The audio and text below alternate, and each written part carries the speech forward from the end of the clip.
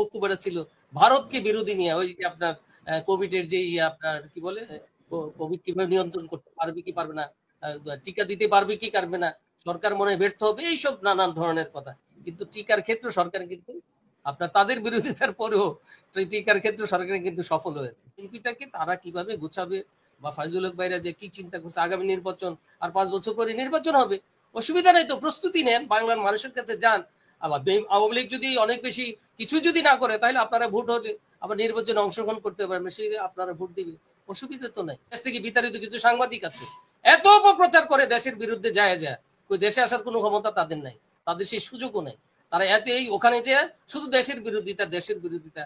কিন্তু এইখানে এই তারা এই কাজটা যদি না করে, এখানে আমাদের দেশের কোনো তেমন সমস্যা এগুলো বলেছে। আমাদের যাদেরকে গণহত্যার দায়ে ফাঁসি দেওয়া হয়েছে তাদের বংশধরদের আলোচনা করেছে, তাদের বংশধরদের গতিবিধি তো সরকার নিশ্চয়ই লক্ষ্য করছে। তাদের বংশধরদের গতিবিধি, ফখা চৌধুরীর ছেলে কি বক্তব্য দিয়েছে কিছুদিন আগে, কি করেছে, এটা আপনারা সবাই জানেন, আমি ওইদিকে যেতে চাই না।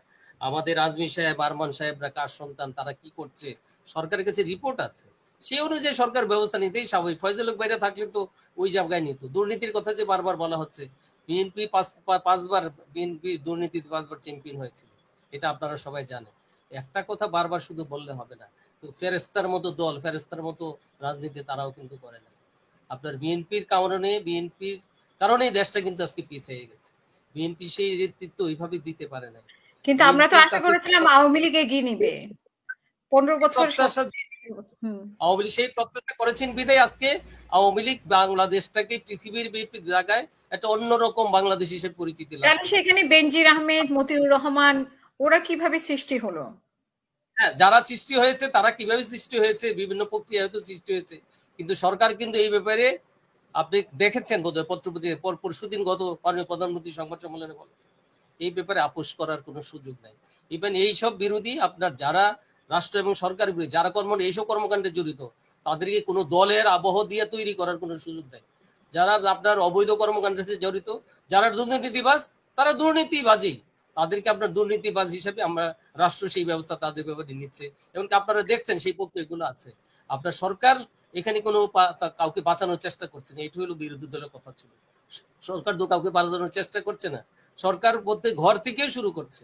যারা আপনার ঘরের লোক যদি অন্যায় করে, সেই ঘর থেকেই শেখ হাসিনা সেই সব সাহস বাংলা এই মানুষের কাছে আছে। কারণ শেখ হাসিনা যে কমিটমেন্ট দিয়েছে গত 3টা নির্বাচন, উনি কিন্তু প্রতিটা নির্বাচন ইশতেহারে যে কথাগুলো দিয়েছে, বেশিরভাগ নির্বাচন ইশতেহারে যে কথাগুলো দিয়েছে, প্রতিটা কথা উনি আপনারাও জানেন। আমাদের আমরা কোভিড কালে আপনার এই আমার ফয়জুল হক ভাই টকশো আমি দেখেছি, কোভিড কালীন অবস্থায় তারা ভাবেই নাই এই সরকার কিছু দিতে পারবে। তখন ফয়জুল হক ভাইয়ের বক্তব্যটা ছিল ভারতকে বিরোধী নিয়ে, ওই যে আপনার কোভিড এর যে আপনার কি বলে কোভিড কিভাবে নিয়ন্ত্রণ করতে পারবে কি পারবে না, টিকা দিতে পারবে কি পারবে না, সরকার মনে ব্যর্থ হবে, এইসব নানান ধরনের কথা। কিন্তু টিকার ক্ষেত্রে সরকার কিন্তু আপনার তাদের বিরোধিতার পরেও টিকার ক্ষেত্রে সরকার কিন্তু সফল হয়েছে। এমন এই পৃথিবীর অনেক দেশ আপনার কি বলে টাকা দিয়ে টিকা দিয়েছে, বাংলাদেশ কিন্তু আপনার 1 টাকা কাউকে দিতে হবে, টিকা প্রত্যেককে টিকা দেওয়া হয়েছে দেশ নাগরিক হিসেবে। এই সফলতা অনেক আছে। সফলতার জায়গাগুলোতে যদি তারা কিছুটা হলেও বলতো, তাহলে কি হলো, যারা বিতর্কটা শুনছে তারাও বলতো যে না ঠিক আছে, কিছু কথা তো শুনছে, ভালো করছে। হ্যাঁ, কিন্তু সেই জায়গাগুলো শুনছে না। আজকে আপনি দেখেন, জাতীয় সরকার গঠন করার জন্য মাননীয় প্রধানমন্ত্রী প্রস্তাব দিয়েছিল, আপনার জানা আছে, বলেছিল যে আপনার কোন মন্ত্রণালয় নেবেন, আসেন একসাথে দেশটাকে কাজ করি একসাথে। উনি কিন্তু সেই জায়গাটায় উনি বলেছেন, উনি কিন্তু সাড়া দেন না। ইভেন মাননীয় প্রধানমন্ত্রী, ওনার ছেলে যখন মারা গেল, আপনি জানেন রাজনৈতিক দলের যে দূরত্বটা কিভাবে হয়, ওনার ছেলে যখন কোকো মারা গেল, আমাদের প্রিয় নেত্রী, এটা মুসলমান হিসেবে একজন মানুষকে আরেকটা মানুষ একটা মারা গেলে তার দুঃখ কষ্টে ভাগিদার হওয়ার জন্য আমরাও যাই, সবাই যাই, একটা বাসায় যাওয়ার চেষ্টা করি খোঁজ নেওয়ার জন্য, ওখানে কোনো রাজনীতি হয় না। কিন্তু আপনি দেখেন আমাদের প্রিয় নেত্রী, আমাদের প্রধানমন্ত্রী কিন্তু ওখানে বসারও একটু জায়গা দেয় না, এই সম্মান মর্যাদা কিন্তু দেয় না। তারপরেও কিন্তু সে কিন্তু তাদের সাথে যোগাযোগ রাখছে, কথা বলছে। বিএনপির অনেকে এখন আওয়ামী লীগের সাথে যোগাযোগ রাখছে। এটা তো আপনার এই রাজনীতি তো রাখতেই পারে, হতেই পারে। এখন প্রশ্ন হলো বিএনপিটাকে তারা কিভাবে গুছাবে, বা ফয়জুল হক ভাইরা যে কি চিন্তা করছে, আগামী নির্বাচন আর 5 বছর পরে নির্বাচন হবে, অসুবিধা নাই তো, প্রস্তুতি নেন, বাংলার মানুষের কাছে যান। আবার আওয়ামী লীগ যদি অনেক বেশি কিছু যদি না করে, তাহলে আপনারা ভোট হলে আবার নির্বাচনে অংশগ্রহণ করতে পারবেন, সেই আপনারা ভোট দিবেন, অসুবিধা তো নাই। কিন্তু এই যে ট্রেন আপনারা মিস করেছেন, এই 5 বছরের মধ্যে কোনো সন্ত্রাসী কর্মকাণ্ড, কোন রকমের অসাংবিধানিক কোনো কর্মকাণ্ড করতে গেলে সরকার কঠোর হস্তে এটা দমন করবে। আর আপনাদের আরেকটা কথা বলে রাখি, বাংলাদেশ আওয়ামী লীগ, যুবলীগ, ছাত্রলীগ, মহিলা আওয়ামী লীগ সহ আওয়ামী লীগের যে অঙ্গ সংগঠন আছে, তারা যত হুমকি দেখিয়ে দেন, একটা সংগঠন যদি বাংলাদেশ আওয়ামী লীগের মহানগরের যে পরিস্থিতি আমরা করতে পারবো, অনেক বিএনপির অনেক দল তারা কিন্তু সেই জায়গাটা করতে পারবে না। সেটা আমরা দীর্ঘদিনে শক্তি সম্পর্কে আমাদের ধারণা আছে। তারা কি করবে, তারা পারমিশন নিয়ে আপনার মিটিং করা লাগে, আপনি বুঝতেছেন না? তারা 31 দফা দিয়ে, 31 দফার মেনে, শর্ত মেনে, সিগনেচার দিয়ে কোথায় সরকার সমাবেশ করতে দিচ্ছে সেই জায়গায় সমাবেশ করে। তো তাদের অবস্থানটা তো আমরা জানি, তাদের গত 10 বছরে তাদের কর্মকাণ্ড জানি, তাদের প্রত্যেকটা নেতা কে কোথায় কার সাথে খায়, কি করে না করে সরকারের কাছে সব ইনফরমেশন আছে। আপনারা কতটুকু কি করতে পারবেন, আমাদের ইনফরমেশন হয়তো আপনাদের কাছে আছে, আমাদের ইনফরমেশন অনেক বেশি আছে। আমরা চেষ্টা করছি সবাইকে নিয়ে দেশটা করার জন্য।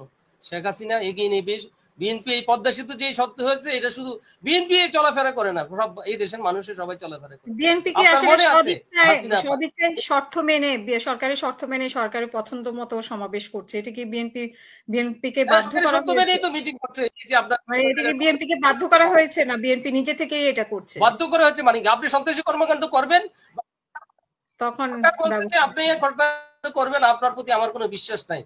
আপনি বলছেন যে আমি সন্ত্রাসী কর্মকাণ্ড করব না, আপনাকে বিশ্বাস করেছিল, আপনি সেই বিশ্বাস রাখতে পারেন নাই। যেহেতু বিশ্বাস রাখতে পারেন, ঢাকা শহরটাকে আপনি লাশের রাজত্ব করে ফেলছেন, আপনার হাসপাতালে বোমা মেরেছেন, হাসপাতাল জ্বালিয়ে দিয়েছেন, প্রধান বিচারপতির বাসভবনে আগুন দিয়েছেন, এইরকম অনেক অঘটন ঘটিয়েছেন। এখন এই জন্যই প্রশাসন যন্ত্র, সরকার তাদের উপর সেই আস্থা নেই দেখেই শর্ত সাপেক্ষে তাদেরকে বলা হয় যে আপনি আপনার শক্তি তো আমি জানি আপনি কতটুকু করবেন, আপনি বক্তৃতা বিবৃতির মধ্যে করবেন।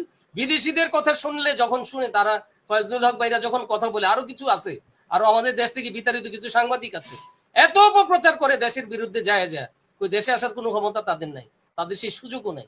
তারা ওখানে যে শুধু দেশের বিরোধিতা। কিন্তু এইখানে তারা এই কাজটা যদি না করে, এখানে আমাদের দেশের কোনো তেমন সমস্যা নেই। পৃথিবীর অনেক রাষ্ট্রযন্ত্র আছে, আমেরিকা তো বাইডেনের নির্বাচন মেনে নিয়েছে, আপনার পৃথিবীর কোথায় মেনে নিয়েছে? নিয়ে নাই। এরা এই বাংলাদেশের এই কখন আমরা শেষ করব, ওনাকে একটু আমরা শেষ করব। আমি সেটুকু বলবো যে আপনারা যে যত কথা বলেন, সরকার এগিয়ে যাচ্ছে শেখ হাসিনার নেতৃত্বে, মৃত্যুঞ্জয়ী শেখ হাসিনার এখন জীবনের আর কোনো ভয় নাই। 19 বার শেখ হাসিনার মৃত্যুর পাশ থেকে বেরিয়ে আসছে, আল্লাহ তাকে রক্ষা করেছে। এই মানুষকে, এই দেশের কোটি কোটি মানুষকে, এই দেশের অসমৃদ্ধ বাংলাদেশটাকে, বঙ্গবন্ধুর স্বপ্নের বাংলাদেশটাকে এগিয়ে নেওয়ার জন্য শেখ হাসিনা আপনার এগিয়ে যাবে। আগামী দিন আমরা আহ্বান জানাই, আপনারা যারা ষড়যন্ত্র করছেন, বিভিন্ন ভাবে আপনারা অপপ্রচার চালাচ্ছেন, আপনারা সেই জায়গায় ফেরত আসেন, সঠিক জায়গায় ফেরত আসেন। অপপ্রচার করে বাংলাদেশের আওয়ামী লীগকে আপনার দুর্বল করার সুযোগ ওই দিন শেষ হয়ে গেছে। বাংলাদেশ আওয়ামী লীগের আপনার শক্তি অনেক তৃণমূলে, মূল শেকড়ে অনেক বেশি শক্তিশালী গাছ। এই গাছকে আপনি ধাক্কা দিয়ে ফেলতে পারবেন না, মনে করেন না, কারণ আমাদের শুধু যুবলীগ, ছাত্রলীগ আপনারা মাঠে নামলে অনেকের অনেক অস্তিত্বই থাকবে না, এটা আমরা দেখছি দীর্ঘদিন। সেই বলে আমি শুধু এইটুকুই বলবো, আসুন আপনারা এইভাবে বাইরে থেকে অপপ্রচার না করে ফয়জুল হক ভাই দেশে আসেন, আপনারা বায়তুল মোকাররমে আপনাদেরকে মিটিং করার সুযোগ দেব, অনেকে মিটিং করতে পারে, আপনি আসেন, এসে কথা বলেন বায়তুল মোকাররমে, আমরা সেই সাহসটা দেখতে চাই। ধন্যবাদ সবাইকে।